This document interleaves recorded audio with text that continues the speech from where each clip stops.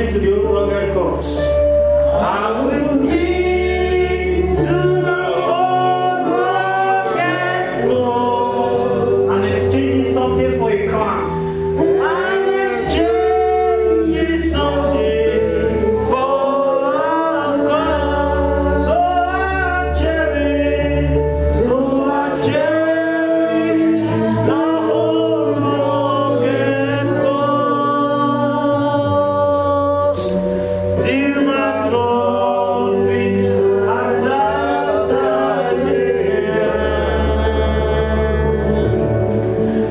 I will cling to the old rugged cross and exchange something for a crown. 1 Corinthians chapter 1. 1 Corinthians chapter 1, verse 19. If you have the Bible, you can just open. Paul the apostle was writing from this scripture. He said, for Christ sent me not to baptize but to preach the gospel. He said, but not with the wisdom of words, lest the cross of Christ should be made of none effect. So that means a man could be preaching with the wisdom of God, and a man could also be doing ministry by the power of the cross. Verse 18. He said, for the preaching of the cross is to them that perish. What did he call it? Foolishness. He said, but to us which are saved, it is what? It is the power of God. I know today, by the grace of God, all over the world we are celebrating Easter, and today is the Good Friday, like they said, the day Jesus was crucified. But can I submit to us tonight, brethren, that the core, the centrality of the gospel is actually located in the cross. And I thought the Holy Spirit tonight that will open our eyes. But one prayer I want us to pray with is, Lord, please open my understanding to understand the efficacy of the cross. No one actually comes in an encounter with the cross and live a life of himself again. I want us to please plead with the Father tonight. Lord, please open my understanding. Let me understand the full efficacy and the power of your cross. In the name of Jesus, Lord, please open our understanding. Pierce through our hearts tonight by the power of your cross in the name of Jesus. For in Jesus Christ's mighty name we are praying. In Jesus' mighty name we are praying. 2 Corinthians chapter 5. Which we need to open your Bible. Everybody, I want us to open our Bible. 2 Corinthians chapter 5.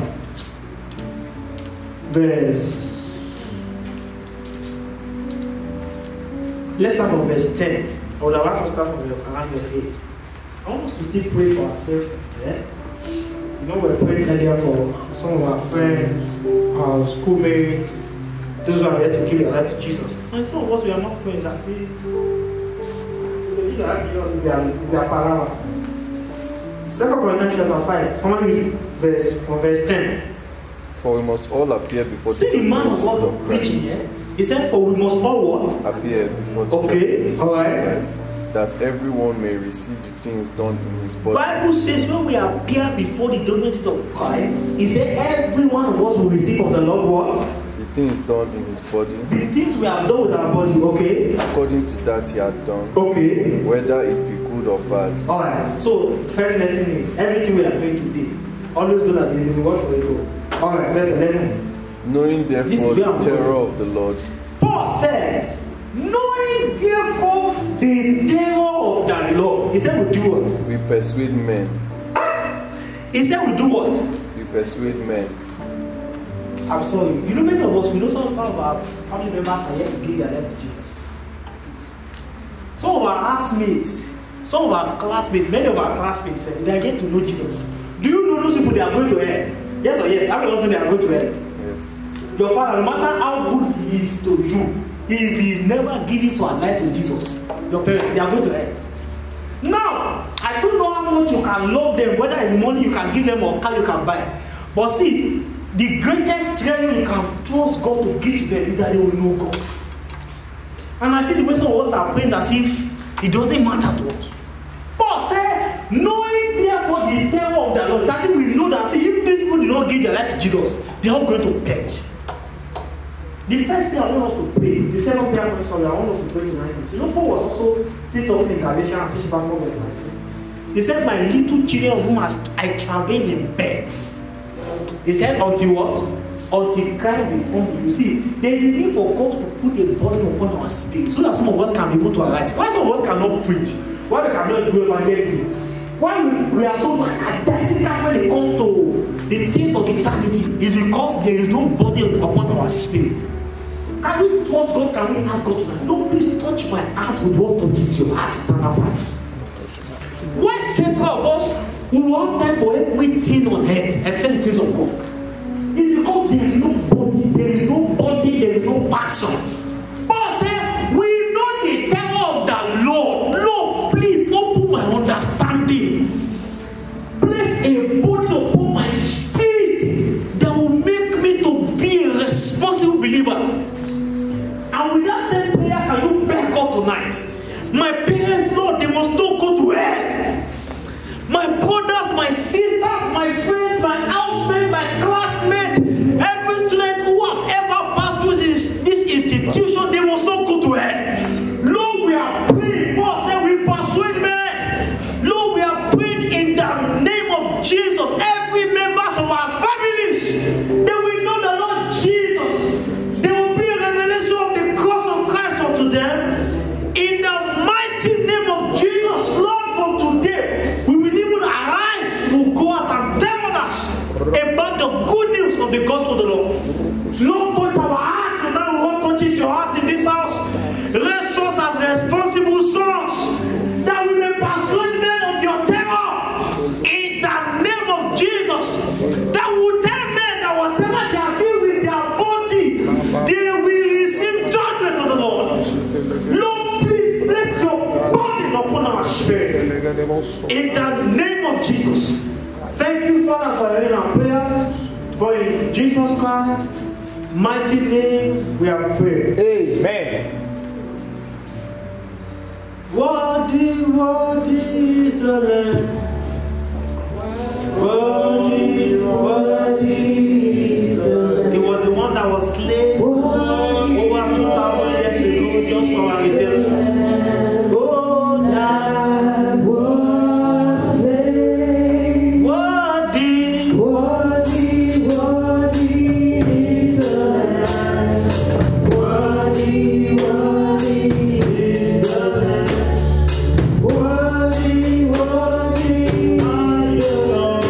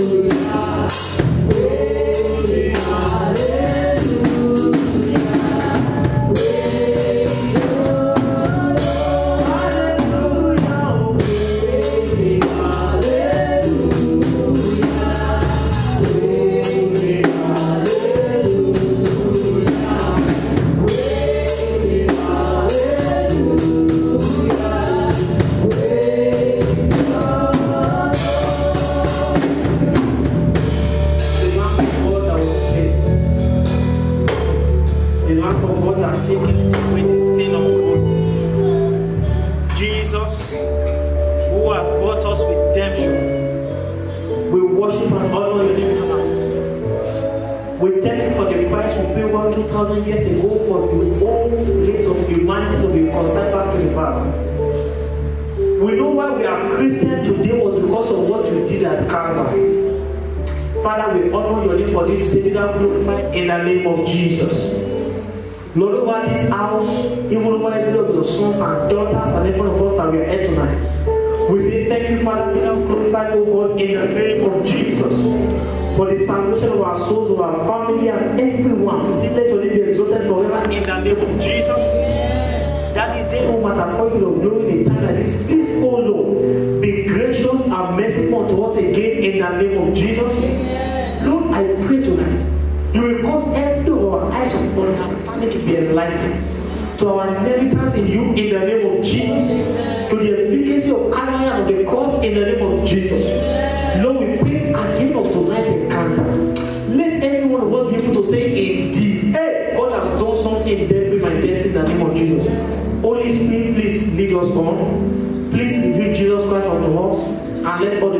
unto the Father. Father, we return and we lay down every glory at your feet tonight. We say that your name be lifted up. We say that your name be glorified forever.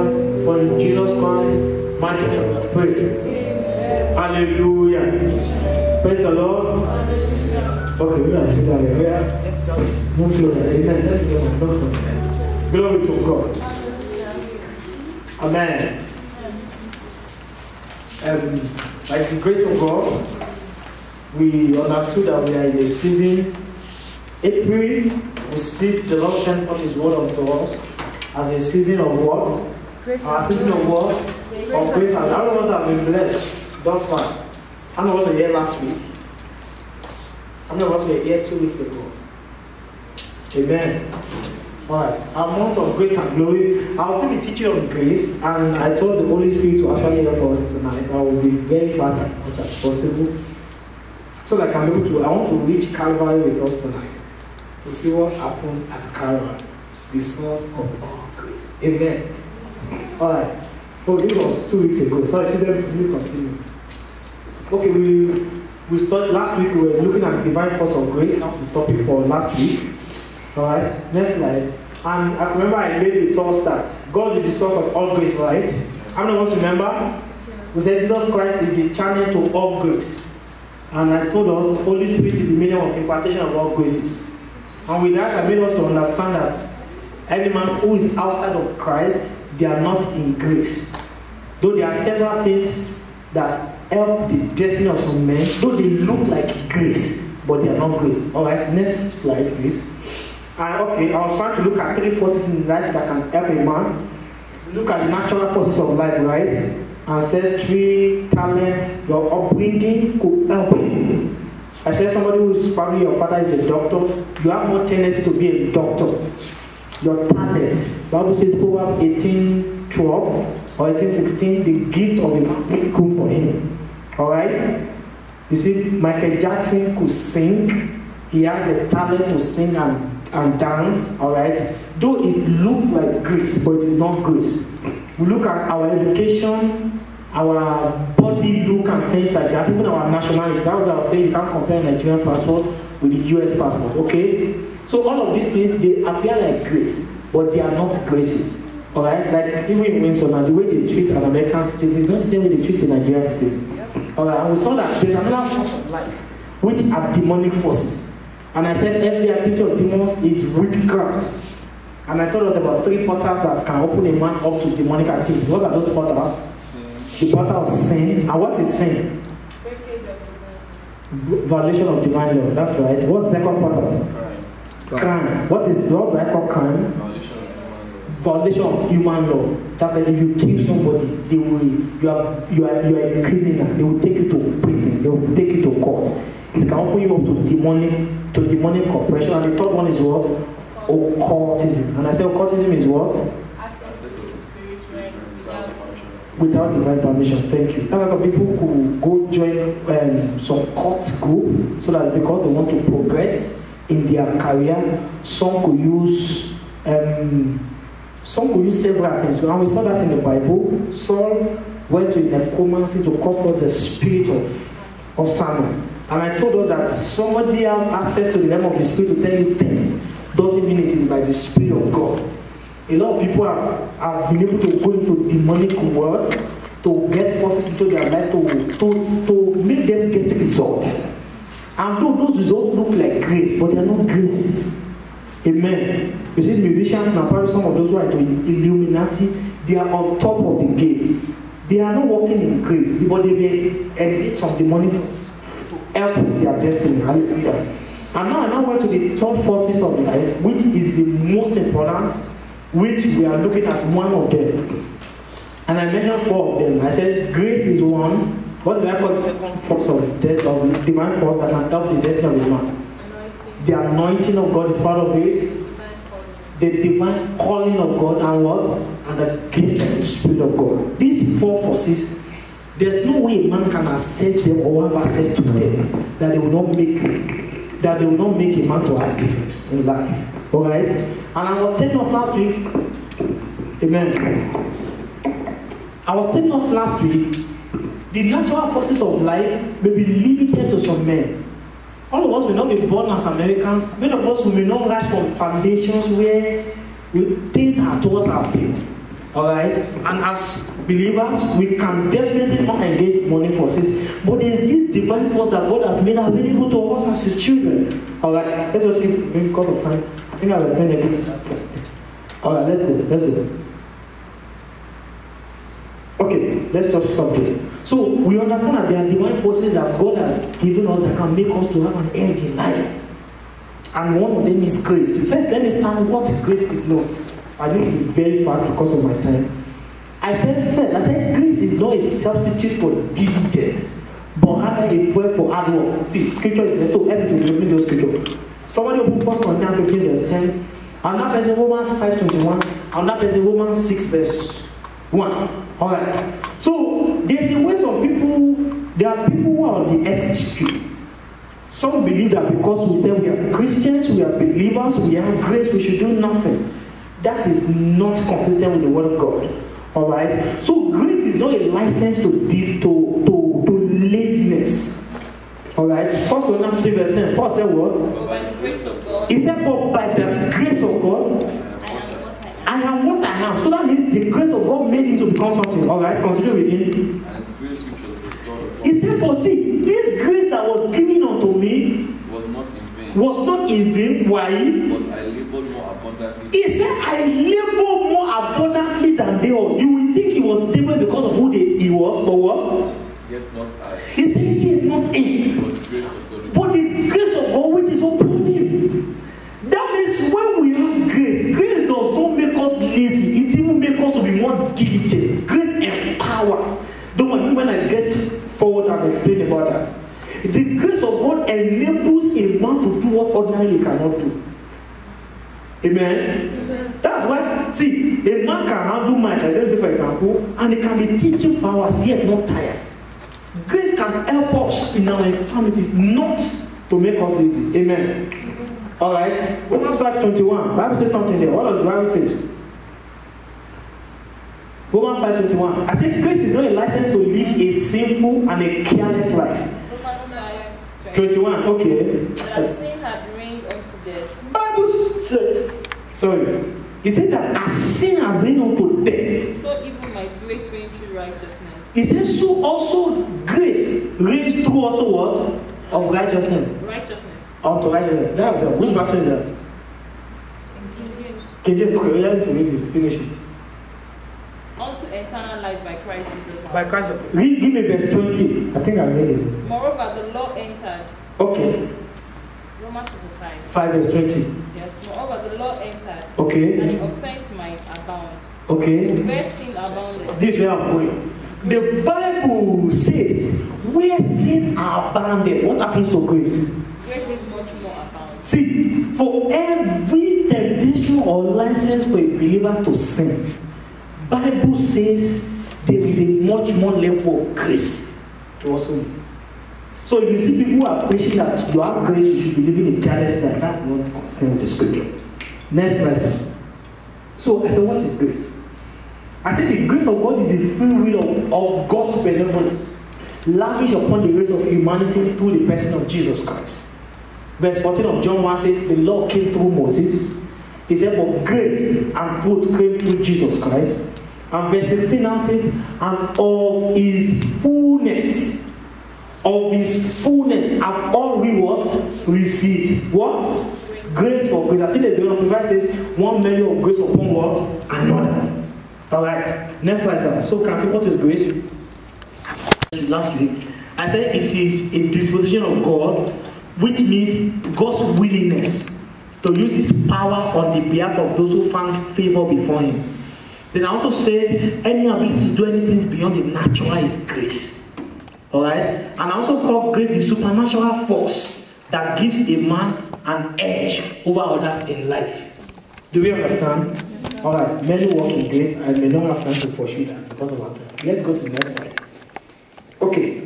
Now, there's a way I want to explain grace to us. I wish I can have something to write. Amen. Now, there are two ways I want us to look at grace. Just look at grace. Then I want us to look at grace from two dimensions. Two of them. Now, see, there is the grace of God. First, as a disposition of God. There is the second form of grace that is a donation of God. And I will take time and I will explain this to us.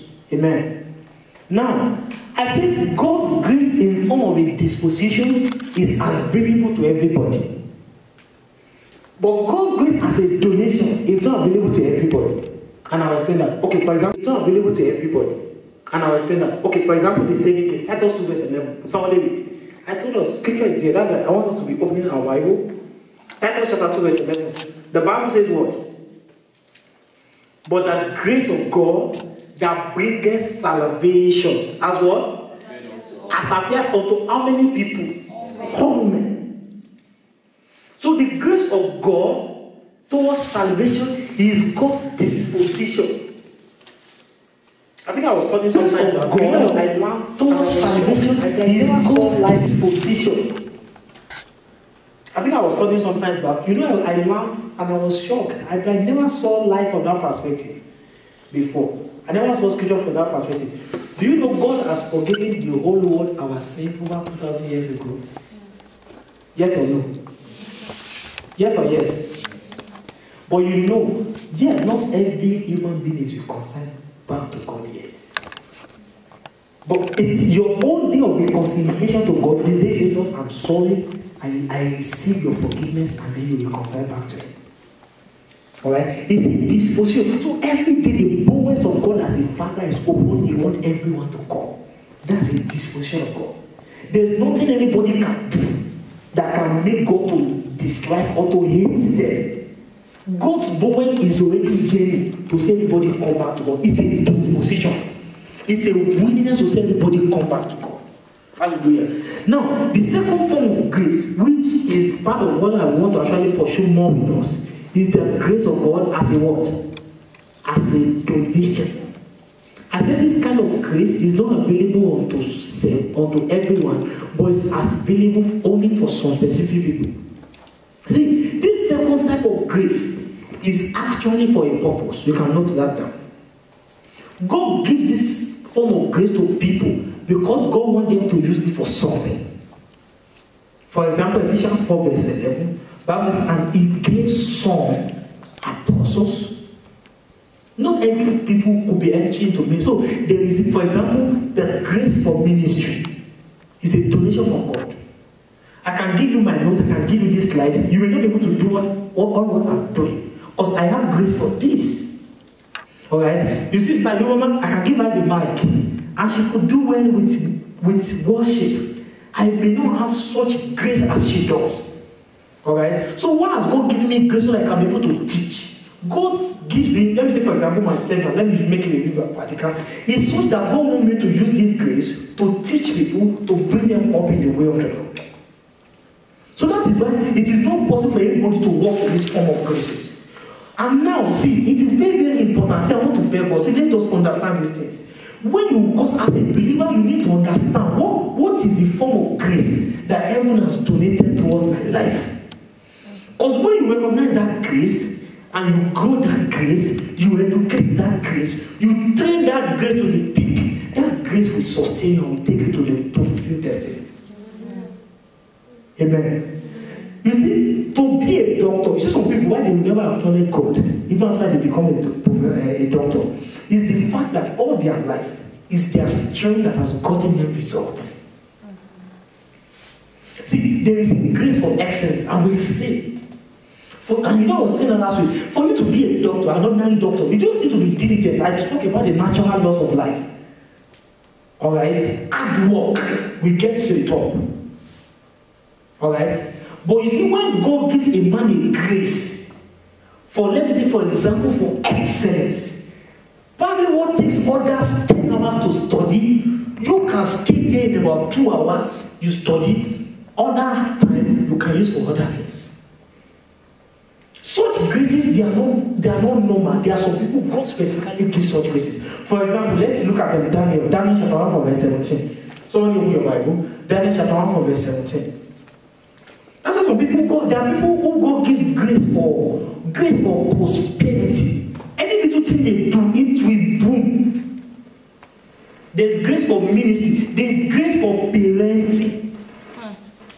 yes, all you need to be a father is also donate your sperm. But for you to be a correct father, be able to raise children the way of the Lord, you need to seek God's grace for parenting. So that you have grace specifically for each of your children to train them up in the way of the Lord. You won't do them like your father, and you won't do the first like the second. There is grace for everything. That's why, let's say for example, we are called to do the work of God here. I can't do the work of God like Minister Nifen. I'm different from him. All I need to understand is what's the grace God has given me, or seek the face of God to obtain grace to do specifically what you want to do, and that's what will give me fulfillment. Alright? Yes, it's important we're in school because of academics, which is very important. Some of us, we're also in school because there's a ministry, there's a calling of God upon us. And I'm very practical with us. So that's why some people will think they don't want to come to fellowship. It doesn't make sense to me. I will come. Because I have grace for what I'm doing. It's not by power, it's not by might. It's not because I know Bible. No. And that is why at junctures where it seems as if we want to give up or want to be skilled, there's always that grace which shall always speak for us. I can be very practical with us. So there are some of us that every of the things we have gotten, results, academic, success, finances, all by our strength. There are some of us, it's grace. So if you remove God, some of us we know we are gone. That's why we may have classmates, we may have church people, we don't have grace mates. Never. There are things you can play with and you can have your result, but some people can never. Alright? So Daniel 1:17, somebody there, please read for me. As for these 4 children. Bible says, are they the only ones in that school? Let me to answer. No. Bible says, as for these 4 children, what happened to them? God gave them knowledge. See, you can seek knowledge by seeking. Daniel said, I understood by books. But Bible says for this ones, God was the one that gave them knowledge, or what? Okay? And skill in all learning. God gave them knowledge and skill in all learning. That means all what they were doing. And wisdom. And wisdom. And Daniel had understanding in all visions and dreams. Bible says Daniel specifically had understanding in what? In visions and what? And dreams. Why did God donate such a grace to these guys? Now at the end of the days, okay, as the king had said he should bring them in. Okay. Then the prince of the eunuchs brought them in before Nebuchadnezzar. Okay, sir. And the king communed with them. Okay, and sir. among them all was found none like Daniel, Hananiah, Mishael, and Azariah. Okay. Therefore stood they before the king. Okay. And in all matters of wisdom. Look at it. That says in all matters of wisdom. Okay. That the king inquired of them. Okay. He found them 10 times better than all. Scripture says the king found them what? 10 times better than their what? Than their contemporaries. Why? Grace for donation. God gave them such a specific grace in Babylon. Why? Because God was going to use them for an assignment. You know that special gift God gave to Daniel? Did he later use that gift for interpretation of dream? For how many kings? For about 2 or 3 kings. Do we understand? So that some of us, God can give them for prophecy, for teaching, only recognize your grace. Go that grace. Alright? When these things happen, you won't be stranded in life. It's not, see, let them take certificate for some people. It won't change their life. Only see, most important force in life that can take us to the peak of all God wants for us is the grace of God. And we need this grace. For example, the special grace of God now, let me say as a donation in our academics. Can we ask of God, Lord, I know that some of us now, we have to juggle church with fellowship. I know some of us are doing business, some of us are doing personal ministries, this and that. At such junction, if you say you want to be comparing yourself with people who morning till night is just only book, you'll be frustrated. So what we need to beg God for is God should do what? To give us what? A grace as a donation. Lord, what is taking others 5 hours to understand? I know we don't have this 5 hours, but Lord, can you help me with these 2 hours I have to be able to cover them? And I will make sure, Lord, other things you want me to do, I'll do them well. I don't know if you understand what I'm trying to say. Is that, Lord, just give me so score in my step. Yes, I will give diligence to what you give me for, but Lord, I can guarantee if I get to the hospital, more souls will be won to your kingdom. So while others are looking for placement because they want money, God will be opening doors for you because God knows there is an assignment upon your life. I want us to talk to God in just a minute or two. Lord, we ask for grace. over every facet of our life. Lord, please give us grace. Trust us with your grace.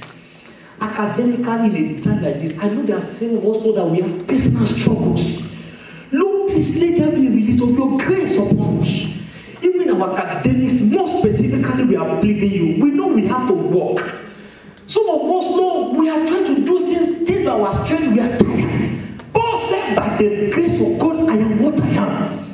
Lord, I ask over the house of CSM like this, grace for excellence, grace for diligence, grace for excellence, grace for diligence, grace to labor, grace that makes a man, grace that enables a man. Release upon us, Father, in the name of Jesus. For in Jesus Christ's mighty name we are praying. All right, let's go. So we can see grace as first of all a disposition and also a donation. So, like that second form of grace, I said, not every human being has access to it. Not every believer is saved. God gives us specifically because of assignment. All right, sir. All right. So now, forms of grace. There are 4 forms of grace I want to teach us on, but I will take time to dwell on the first and second one today and see how far I can go. The first is the saving grace. The second is the teaching grace. The third is the special and peculiar graces, or peculiar graces, just like I was talking about earlier. And the fourth is the enabling grace. Hallelujah. Amen. Amen. Amen. All right. So let me start first with the fourth form of grace. That's the saving grace. All right. Let's go to the next slide. All right. So under this, I'll be touching about 5 subheadings, and I told God, I said, what does it mean for a man to be saved? Can a believer stay sinner even after salvation? See if I can deal with sin. Then we'll go to Calvary. Then after Calvary, I can walk daily with God. Let's go, sir. I said, what does it mean for a man to be saved? You know, we talk about salvation. All right. I feel like I want to ask a question first. Is it possible for a man to be saved without grace? Is it possible? No. That's what the answer. No. Why? Tell me why. If you want to open Bible, you need to open Bible. We need to be fast. Can anybody be saved without grace? No. Why? Why did he say no? Why did he say no? Because it's the grace of God that saved us. Because it is the grace of God that saved us. Thank you, man. God bless you. Somebody else said anything? Present? Oh, yeah? The salvation, we didn't deserve it. For by grace are we saved. For by grace. That's Ephesians 2, verse what? Verse 8. It says, for by grace are ye saved through faith. He said it is not of works, lest any man should boast of. Okay? So no man is ever saved without the grace of God. We get it. When you go and check 1 Corinthians 12, verse 2, was talking about there's no man who ever called God Lord, if not by the Spirit of God. Okay, so the grace of God is one that actually brings salvation to us. Alright? And now Titus 2:11 says what? The grace of God that what? That bringeth salvation has been disposed to how many men? All men. Though not all men are yet saved. And like I said, God has forgiven the old world over 2,000 years ago. But until everyone comes to recognize that grace. Alright? So that's the first form of grace. To me, if I have time, I could have drawn a diagram for us that. There are several forms of grace. But the saving grace, or the grace of God unto salvation, let me say for example, is the grace that opens you up to every other forms of graces. Do you understand?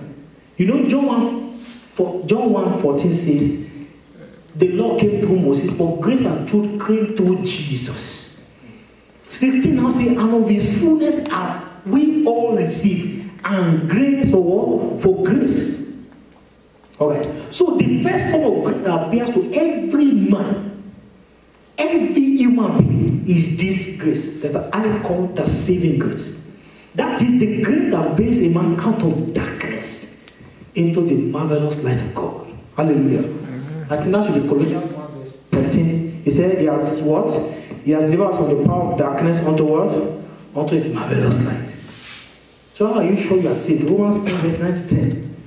He said you do what? For with the heart man what? Believes unto what?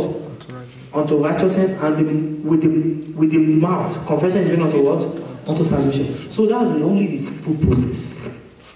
Hallelujah. Amen. The problem is you don't know. I think that's some of the things you go to tell people when you get to your class and you want to preach. It's no, it's easy. It's very simple to preach. It's just like you see. Oh, I was somewhere recently, we're teaching some people and like that. We preach the gospel. They're like, do you mean the gospel is this simple? They were Hindu. They say it looks too simple there for them to believe. And that's the funniest part of the gospel. You just tell somebody that all you just need to do is believe Jesus died for you, confess your sins, you are saved. To them it looks stupid. That's what Paul was saying.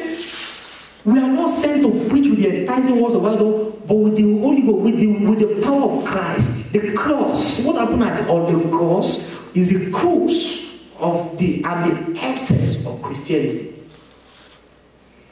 When we remove the cross from the gospel, it's more like you are repudiating the fullness of what Jesus Christ did at the cross.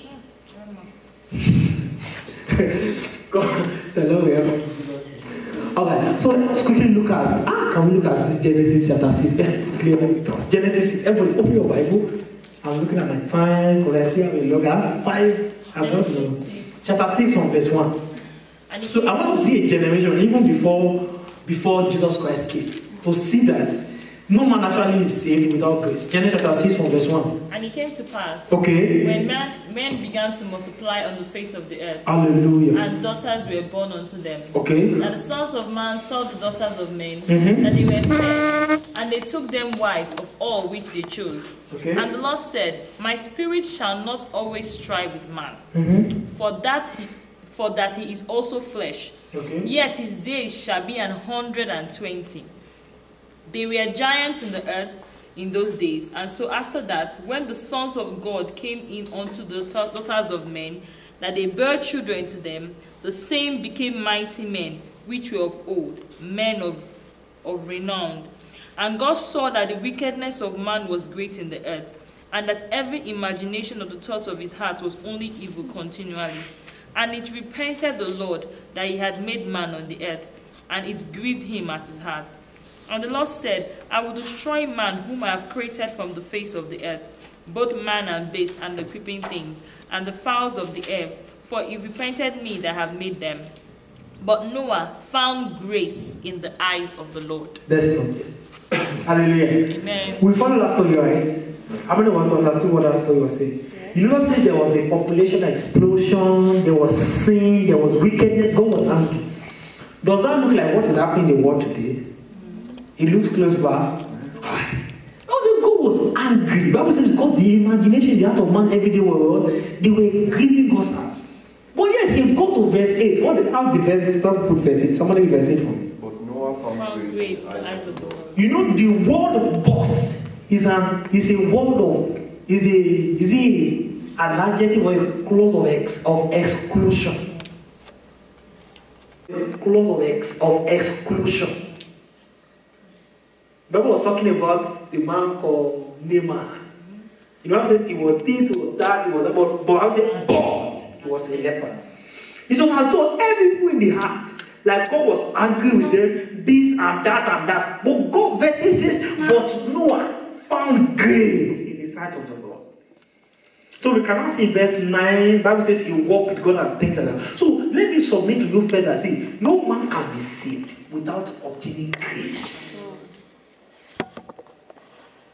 That you are born again today, and that you are a Christian today is because you have found grace with God.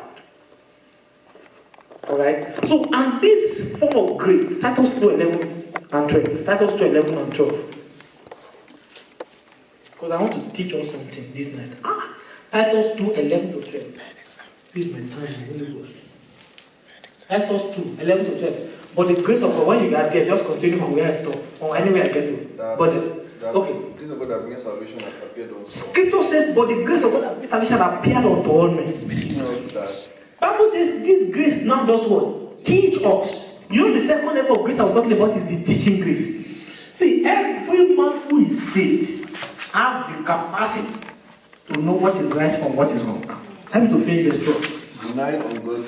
Scripture says, but this grace now teaches a man to walk, to deny ungodliness, one, and worldly lust. Worldly lust. We should live soberly. This grace also empowers a man to live soberly and what? and righteously. Where? And godly in this present world. 5 things. So, you see, when you see a man who is born again and who is comfortable living in sin, something is wrong. There could be several things, but let me see if I can look at 2. 1 is such a person may lack knowledge. 2 is such a man has silenced the Spirit of God. So if I have to, I will look at Genesis chapter 3 again, chapter 6. God said, and my spirit shall not always strive with man. So the grace of God that brings salvation is able to teach a man. I don't know what is it, what aspect of your life you think, oh, I have this trouble, I have this and that. One thing we must beg God for is, Lord, let your grace teach me. That was the writer of that hymn saying, it was grace that taught my heart to fear. And grace, my fear relieved. How precious still did that grace appear? The hour I first began. So we see that the grace of God that brings salvation has the capacity to teach a man. Let's go to the next slide because of our time. So I now say, after salvation, is it possible for a man to sin? You know, there's this heretic teaching that was circulating. I think it's not really that much. I think around 2015 and 16, a bit of 17, it was very, very high. The teaching of eternal salvation. Where people will tell you that once you are saved forever. That no matter what you do with your body. They will tell you, as long as you are convinced just as your Lord and Savior, they will tell you that it's your body that is sinning, your spirit is not sinning. God will help our generation. You see, this thing, if you don't know the Bible, this generation, they will spoil your head will scatter. That's why many times there's a need for us to sit and understand the word of God. 2 Corinthians 7 verse 1. See, there are 2 forms of sin. There is the sin of the body and the sin of the spirit. Somebody wants to be 2 Corinthians 7 verse 1. 7 verse 1. Having therefore this promise. But he was talking from verse chapter 6 about 14 now. Was talking about we should sanctify ourselves. He said we should separate ourselves from the world. What concord have light with darkness. Let me to read that place. Quickly. You have to fast. Be ye not unequal. The Bible says we should be unequal. You don't believe. I was talking to believers here. For what fellowship had righteousness with unrighteousness? What fellowship had righteousness with unrighteousness? 2 Corinthians 6 from verse 14 is where we are reading now. Look at your Bible. Everybody, look at your Bible. And what communion had light with darkness? He said what communion had light with darkness? And what concord had Christ with Belial? Okay, Christ with Belial. And what part had he? Okay. With an infidel? Okay. And what agreement had the temple of God with idol? Okay. But ye had the temple of the We are the temple of the living God. Hallelujah. Okay. Dwell in them and walk in them. He said he wants to dwell in us and walk in us. So we are a living temple of God. Okay. And I will be their God. Okay. And they shall be my people. Okay. Wherefore come out from among He said because of this promise of God, he said we should come out of among them. and be ye separate. We should be separate. Said the Lord. And touch not the unclean. He said we should not touch the unclean things. He said and he will receive us. And be a father unto My Father. And we what? you. And ye shall be my son. You see why you can call God your Father? My Father. He said, I will be a father unto you, and you will be my sons and my daughters. Alright, verse 7 now says what? Having therefore this promise. See, he said, because of the promise that Sister Esther, he said, you are a living temple. He said, God said, I'll be living inside of you. He said, what should we now do? Let us cleanse ourselves from all filthiness. He said, we should cleanse ourselves from all filthiness of what? Of the flesh and what? And of the spirit and what? Perfecting holiness. See, this is the secret of perfect holiness. That's why I said there is defilement of the body and of the. Let's say, for example, someone who is fornicating now. That's a sin of the flesh. But anger, the way they see anger in your body, does anger affect your body? You see, there are some sins that they locally do, and people will think as though those things do not matter. You know, somebody who is carrying gun to kill people, and somebody who is getting angry is the same thing. The flesh, no one will get there. So there's the sin of the flesh and of the spirit. The Bible says we should cleanse ourselves from them. So even after salvation, alright, a believer can still sin.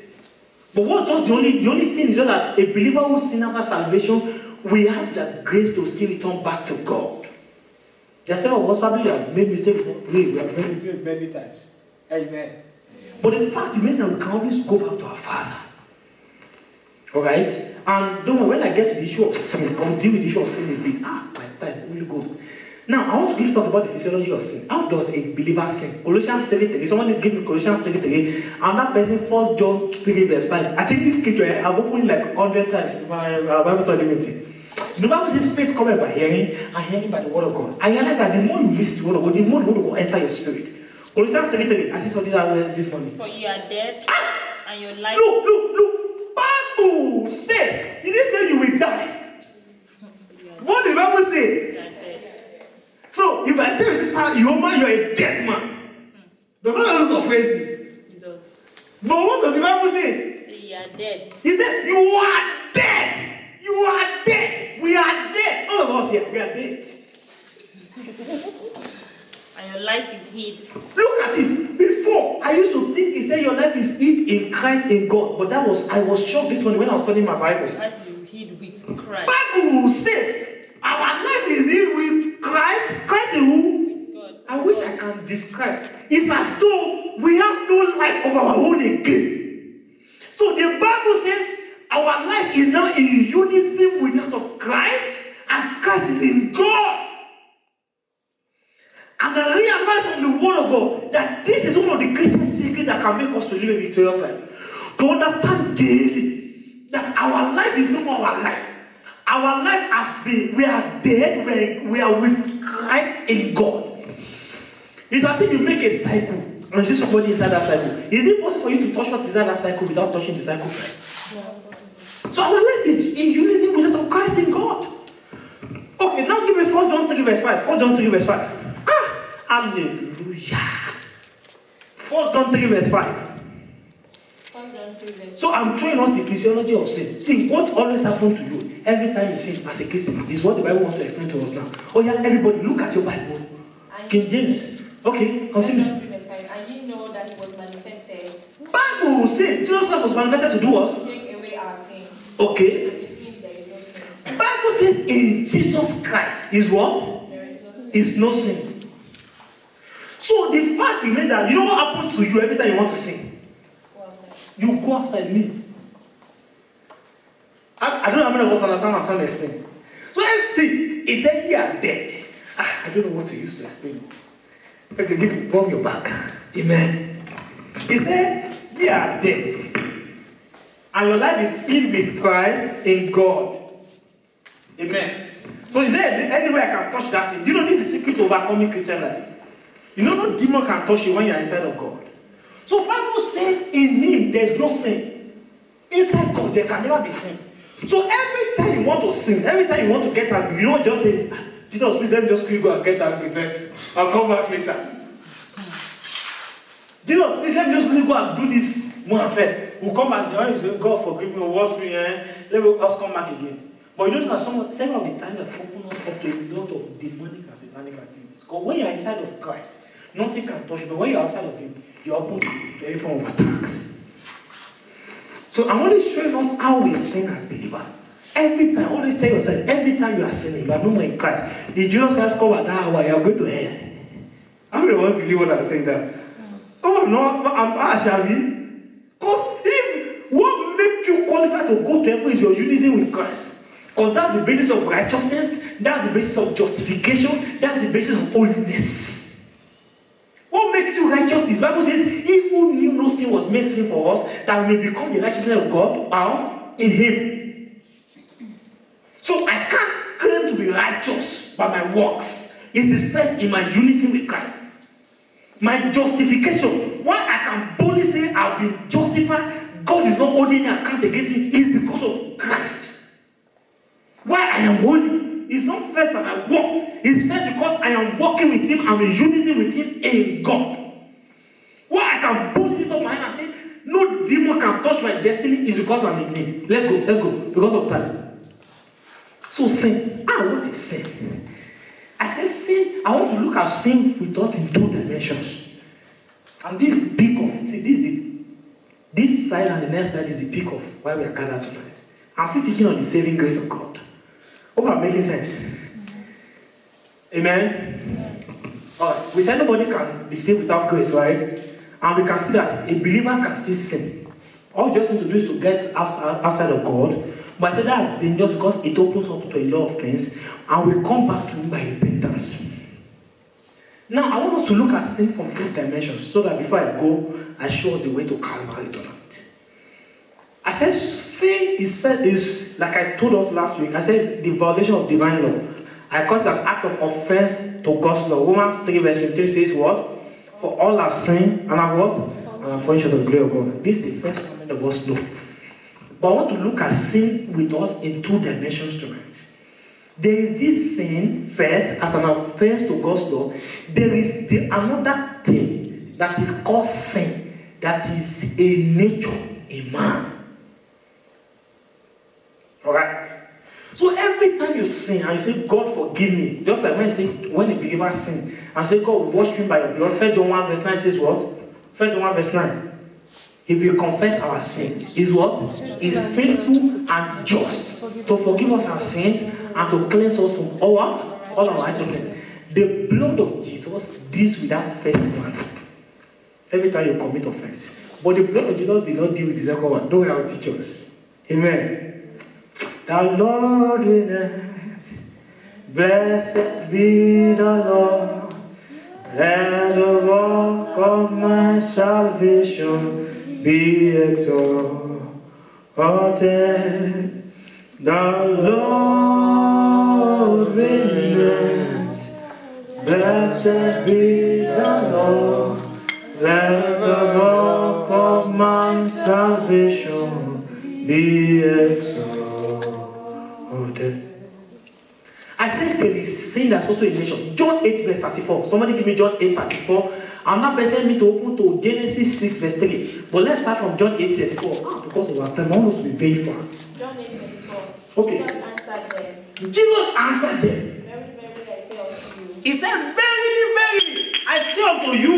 Whosoever committed sin is the servant of sin. He said, whosoever committed sin is a what? That was looking to me like a tautology, right? How can you say whosoever that commits sin is a servant of sin? So I realized that there is a sin by commission. There is a sin that is a nature in man. So that second one back is the one that gives root to this other one. There are several other names that nature is called in the Bible. It's also refers to as self, it's refers to as flesh, it's refers to as what? Look at the board. What? Sinful nature, human nature, and like that. Someone just give me any of those scriptures. Just open anyone. Alright. Before, so that I can go to anybody open Ephesians 4:22, Colossians 3:9, or Galatians 5:16. Next slide. Let's go to Calvary. Okay. Lie not one to another. He said we should lie not one to another. See that ye have put off the old man. He said you have put off what? The old man. Okay. So I'm saying to us that you see, when a man is saved, one thing is, see, God did not just save us to wash away our sin. God, the Father, actually destroyed that thing that always produced sin. Amen. That thing is also referred to as the nature of the devil. Somebody give me Genesis 6 verse 3. Genesis 6 verse 3. And the Lord said, Bible said, and the Lord said. my spirit You know, we've read the whole chapter before, right? 1 to 8. You know, this time God was angry because the people were living in it. Look at verse 3, sir. It says, my spirit shall not always strive. God said, my spirit shall, it shall want man to get things right with God. Oh, my spirit shall want man to please God. Why did God say, my spirit shall not always strive with man? For that he also is flesh. You need to look. He said, for that he what? Also is flesh. For that he also is what? Flesh. What does it mean when God said, everybody look at me. What does God mean when God said, my spirit shall not always strive with man? For that he also. What does the word also? What does it imply to you? It means that he has something other than flesh. So Okay. it's part flesh and it's part something else. Okay, thank you, sir. Someone wants to say another thing again.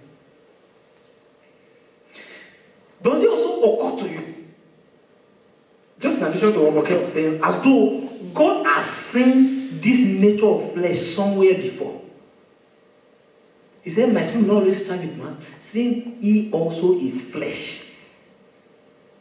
The word also, to me, was looking as if God has seen that flesh somewhere before. That nature of flesh is also what the Bible refers to as the nature of the devil. So it was as though why men could live in sin, why they were misbehaving on earth, marrying each other, doing this, was because of a fallen nature they have inherited by the disobedience of Adam and sin. Alright. So somebody take me to Isaiah 53 verse 5 to 6 because of my time. I don't have time. Somebody, Isaiah 53, somebody, another person, Hebrews 10, 1 to 10. So that nature is the major problem of man. Please, before you go there, let me touch a bit on the issue of the flesh. See, it's not necessarily maybe everything. I think we dealt with that last year in our Bible study, right? It's not as though everything the flesh does is bad. There are some things we do that they are good, but when the motive, when the doer is the flesh, God is never pleased with it. Because the Bible says anything you do in the flesh, it can never profit God. You know, a man can preach in the flesh. You want to preach because we know the Bible. A man can sing in the flesh, can minister in the flesh, you can give in the flesh, you can sacrifice in the flesh. So everything about the flesh is not necessarily sinful. It just talks about a mindset, a nature that is in us that was not that of God. Let me say this to you. Whatever you do, no matter how good they are, if the focus is and the target is not first to glorify God, if it is not first because it is the Spirit of God working the will of God through you, is motivated by the flesh, it can never please God. There are a lot of people who are dying in that way by the motivation of the flesh. They want to prove point to people. That's the flesh. They want to do best. They must know we are there. We are on point. We are beautiful. Let us wear this kind of clothes. We are also rich. Let's give them diversion. The flesh. I'm trying to raise something with us, please, because we are time. Because see, if we can understand that, because this will help us to understand when we are living in it. See, I was telling some people at the time, I said, actually, if God help you and you understand the operation of the works of the flesh, you understand as a man, we have no esteem actually. Our esteem is Christ. So why you don't want to preach? Many of us, because you see me as shy, so I don't know I'm a religious person. It's still the flesh that is actually motivating such word. Because when you understand that your life is just Jesus. So when they say just go and preach, now we don't preach. But yet, even if you are saying, let them know we can preach too, see the flesh. That's what God says, Romans chapter 8. Maybe when you get on this night, everybody go and read, study Romans chapter 8. He said, for they that are in the flesh, Romans 8 verse 8, he said they can never please God. Never. It is maybe sometimes.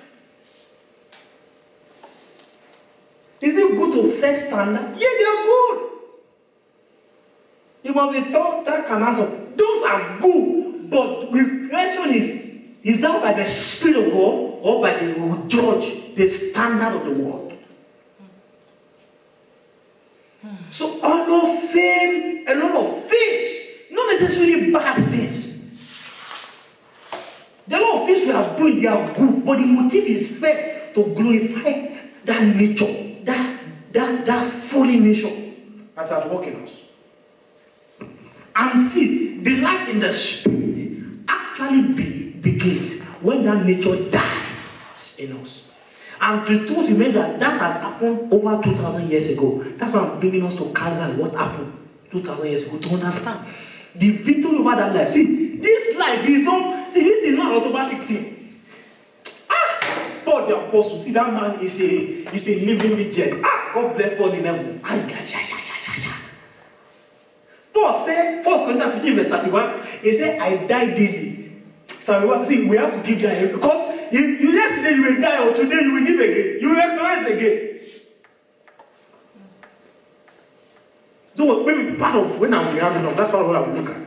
Because if you will not be ready to die every day, Because that you overcome that nature yesterday, today, it will come and comfort you again. And that is why, you see, Jesus at Calvary, even when he come in contact with the cross, Jesus had to die. See, no man ever comes to Calvary and will never die. It was on Calvary. Bible says for the first time ever, the living word of God, the Father's face was turned away from him. Isaiah 53 verse 5 to 6. Please, I was reading this. Isaiah 53 5 to 6. Who is that going to read? He said, but he was wounded for our transgressions. Bible says Jesus Christ was wounded for our transgressions. When you wound a man, what comes out? Blood. So every time you transgress the word of God, the blood of Jesus will wash you. Continue with it. He was bruised for our iniquities. He was bruised for iniquities. Pluralize. The blood will forgive you. Okay, continue. The chastisement of our peace was upon him. When they chastised him, what came out was blood. So every time you offend God and you need peace, the blood of Jesus is able to return you back by justifying you. Romans 5. Okay, continue. And with his stripes we are healed. Bible says, with the stripe of Christ, which we still bring blood, we are healed. The healing is not just talking about a physical healing, like we always talk about, which I do, I believe. It also talks about the healing of our spirit. Continue with it. All we like sheep have gone astray. Bible says, even many times after I say, Lord, we are sorry. Once they run to perfect. Bible says everyone that comes to God by those sacrifices can never bring them unto perfection. You know the meaning of those sacrifices? Lord, please forgive me again. Lord, please wash me again. I come under the blood of Jesus. They can never bring them unto perfection. Alright? For them would they not have ceased to be offered. Okay. Because that the worshippers once purged should have no more conscience of sin. Bible says normally those worshippers, we should no more be having conscience of sin. Oh, do we still have it? Yes or no? Yes. Okay, continue. But in those sacrifices there is a remembrance again made of sins every year. Verse 4. For it is not possible that the blood of bulls and of goats should take away sins. Alright. Wherefore, when he cometh in the world, he said, Look at Jesus Christ when he came into the world. He said what? Sacrifice He said sacrifices and offerings. and offerings. But a body has He said you have no pleasure. He said for what? A body has God has prepared us what? A body. I'm sorry, I always argue.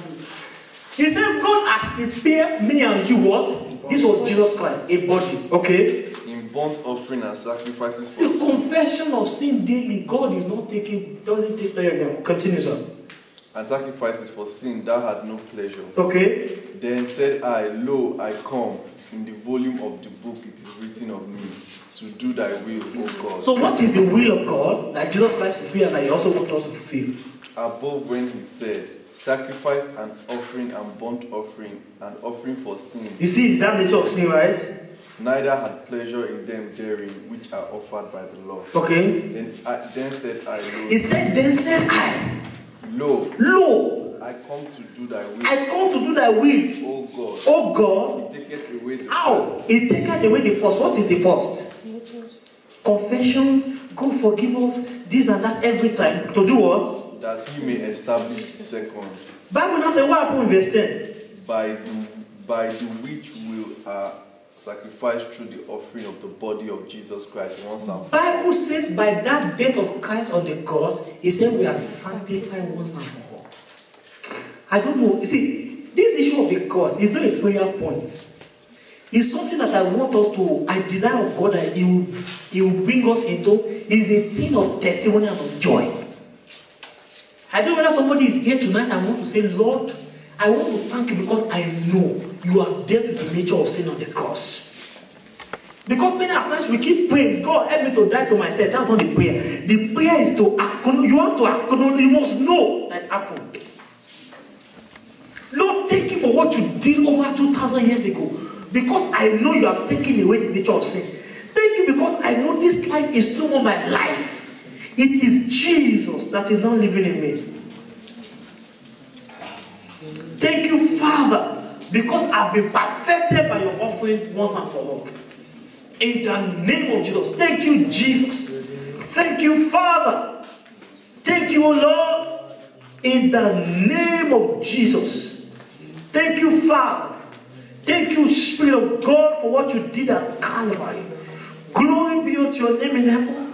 For in Jesus' mighty name we are praying. Romans chapter 6 verse 6. My time is on. Romans 6 verse 6. Let us stop there. Let us stop there. Romans 6 verse 6. My time is up. Romans 6 verse 6. Bible says which what? He said you must know thee that what? That our old man Bible says our old man, that whole nature of sin, has what? is crucified with him. Is crucified with Christ. That the body of sin That the body of sin might be destroyed. might be destroyed. That henceforth That from today, we should not serve sin. from today, what should be happening to us? Not Should self. not serve We should not serve what? Sin. That nature. Can you talk to God? Father, I thank you because I know the nature of sin has been destroyed. Thank you, Lord, for opening my understanding, because from today I will no more serve sin. I will live for you. I will live for your glory. Thank you for your grace that brought salvation, not just only to wash and to cleanse me, but to destroy the nature of sin. Thank you, Holy Spirit. In the name of Jesus. Blessed be unto your name in heaven, Father. Lord, we worship your name for what you did at Calvary. Thank you because the nature of sin has been dealt with. Thank you for the revelation of your word. Thank you for your understanding upon us in a time like this, to know that we can live in holiness. We have been perfected in Christ. We have been justified. We are righteous, not by works, but because we will be living in unison with Christ. Can somebody say, Father, I thank you because every day I die, Lord, I choose to die daily from today, to live for you, to live for your glory, in the name of Jesus. Blessed be unto your name in heaven, Father. For in Jesus' mighty name we are praying. Holy Spirit, this is the word of the Father. Thank you because of what the Father did over 2,000 years ago. And thank you for the understanding of the word that is done upon us today. Father, like Paul, I ask for grace. Grace for us to be done every day. Grace for us to allow the life of God to be lived freely to us. Grace for us to understand that we are only aliens. We are not citizens of this world, but we are citizens of another kingdom. Thank you, Holy Spirit, because our body is going to be used for your glory, will be a living tabernacle of your grace, of your power, of your effulgence, and of your beauty. Lord, we give you glory for Calvary. Thank you, Father, because even as we go to our secret places, thank you because you will still cause more light to come upon our heart. Thank you because when we go back and the word is asking us, who is living? Is it you or I? Thank you, Holy Spirit, because from tonight we will live daily for your glory. Blessed be unto you, Heavenly Father. Forever we worship you. For in Jesus Christ